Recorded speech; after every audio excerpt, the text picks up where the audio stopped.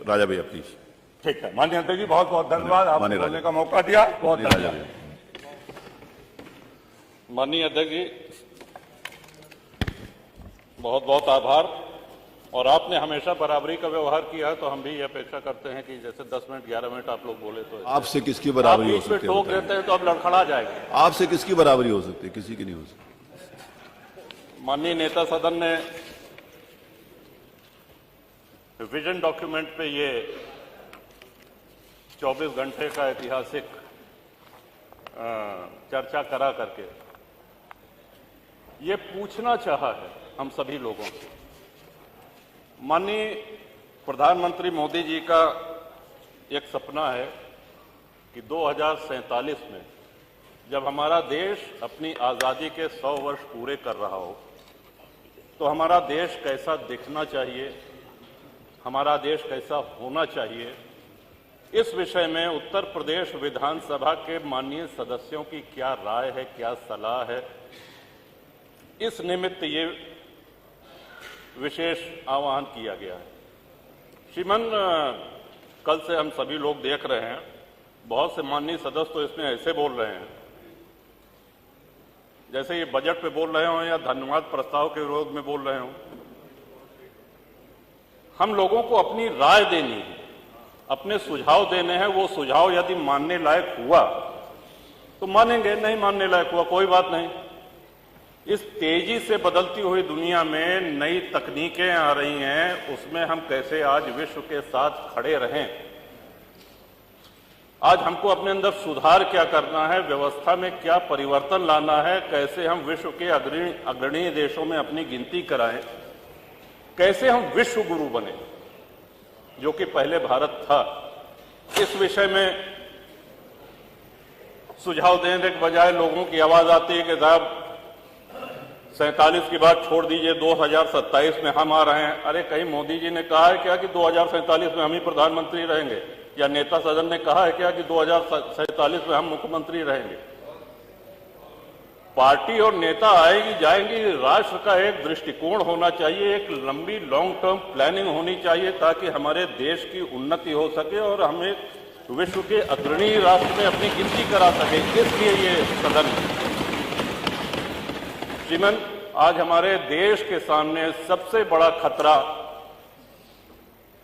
जो बाहर से भी है और अंदर से भी है वो है आतंकवाद का। आतंकवाद इतना नित्य प्रयोग किया जाने वाला शब्द है कि हम इसको हल्के में लेने लगे। कल्पना करें, अमरनाथ जी दर्शन करने यदि कोई भक्त जाता है, बड़ी संख्या में लोग जाते हैं, 80,000 सैन्य बल लगते हैं सुरक्षा देने के लिए। क्या हम कल्पना कर सकते हैं अगर वहां सेना और अर्धसैनिक बल न हो तो जो श्रद्धालु हैं, जो दर्शनार्थी हैं, क्या वो दर्शन कर सकते हैं?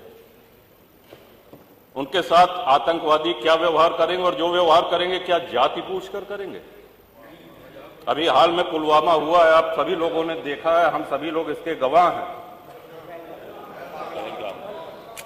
कलमा जानते हो, कलमा पढ़ो। कलमा नहीं पढ़ पाए, वस्त्र उतार करके, लिंग देख करके ये निर्धारित किया गया कि ये हिंदू है, और हिंदू देख करके मारा गया। वहां किसी ने जाति नहीं पूछी। किसी भी चीज का बंटवारा हो, चाहे वो घर का हो, संपत्ति का हो, व्यापार का हो, अगर आप बांटेंगे तो उसको कमजोर करेंगे।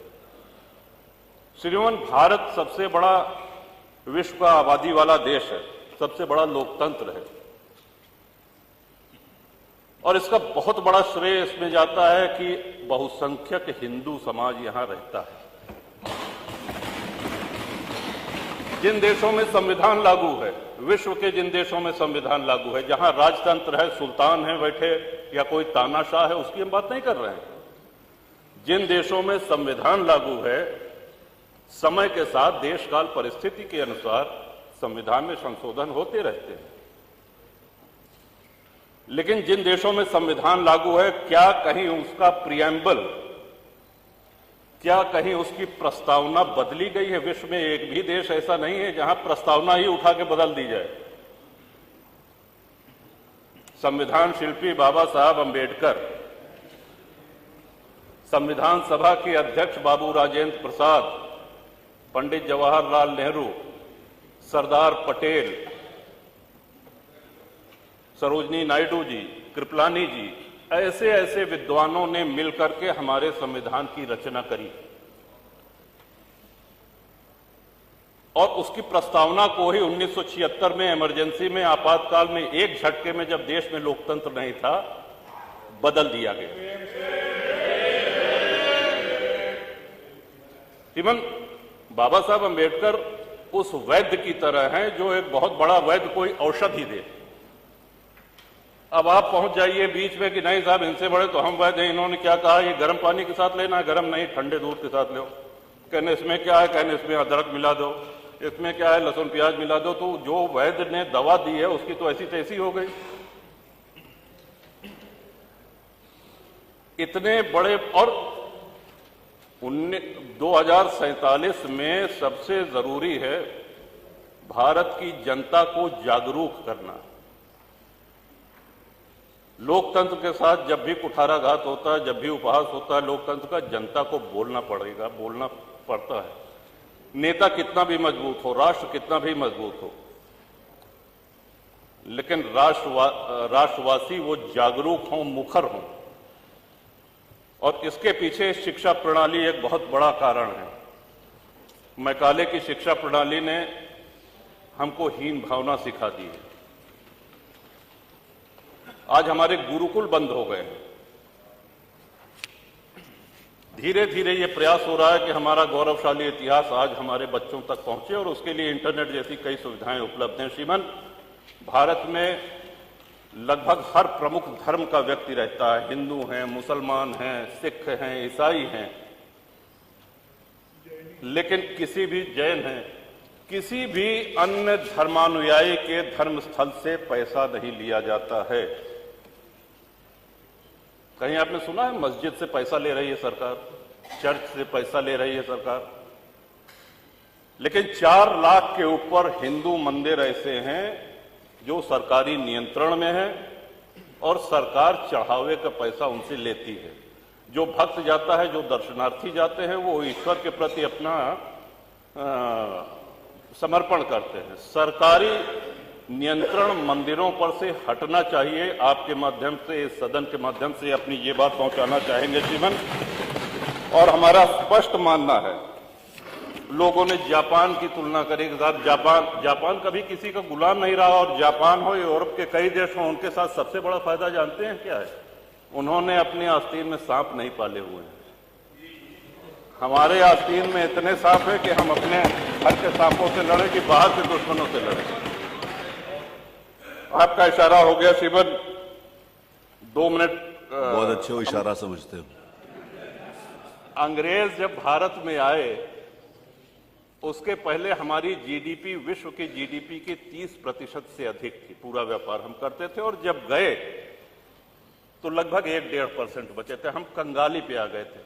अंग्रेज जब आए तो 60 से 70 हजार अंग्रेज सैनिक थे कुल, और उस समय अविभाजित भारत की आबादी 60 करोड़ थी।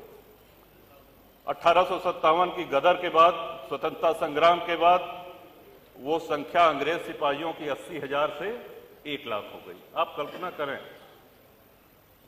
60 करोड़ लोगों पर 1 लाख अंग्रेज सैनिक हुकूमत करते रहे, हमारा खून चूसते रहे। क्यों? क्योंकि हम मौन रहे, हम निष्क्रिय रहे।